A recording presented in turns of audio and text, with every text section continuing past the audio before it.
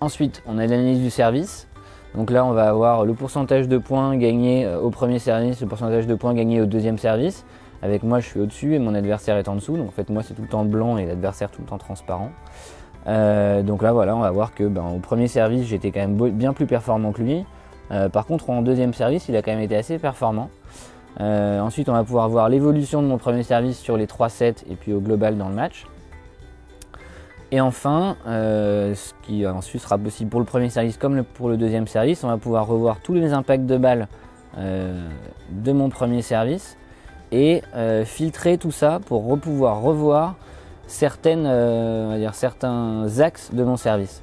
Donc par exemple, je vais pouvoir regarder, donc en blanc ici c'est les points gagnés, transparent c'est les points perdus, donc j'ai les impacts de tous mes premiers services. Je vais regarder tous les premiers services derrière lesquels j'ai gagné le point.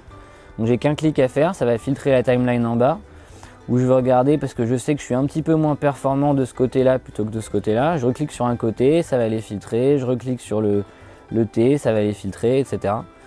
Et puis ensuite je vais pouvoir à chaque fois, et c'est l'objectif, à chaque fois lancer une vidéo qui va me permettre de regarder cet aspect-là de mon jeu.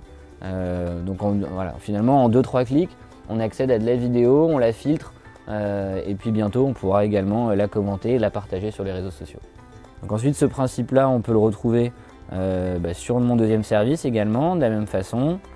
Le retour, c'est un petit peu le même fonctionnement que le service. De toute façon, c'est un peu les deux moments clés d'un match de tennis, c'est le premier coup de raquette et le deuxième coup de raquette. Donc on s'est pour l'instant beaucoup focalisé là-dessus.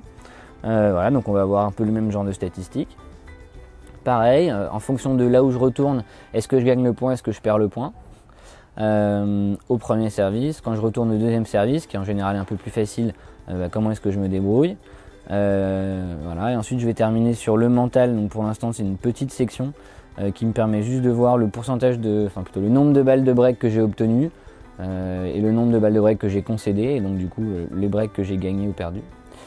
Et puis enfin la régularité, qui est quand même un pilier du tennis.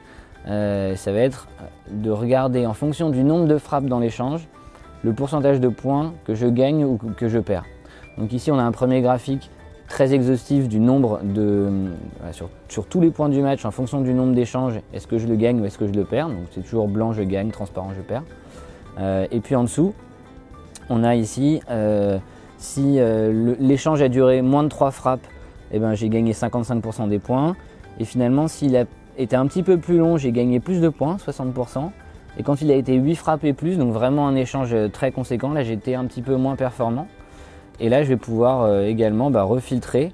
Et si je veux revoir tous les points que j'ai gagnés au service, donc là on va voir qu'en fait j'en ai finalement gagné plus sur des petites 1 à 3 échanges. Voilà, donc ça va être des petits enchaînements. Voilà, je clique. Et puis à chaque fois c'est le même principe. Je peux regarder ma vidéo.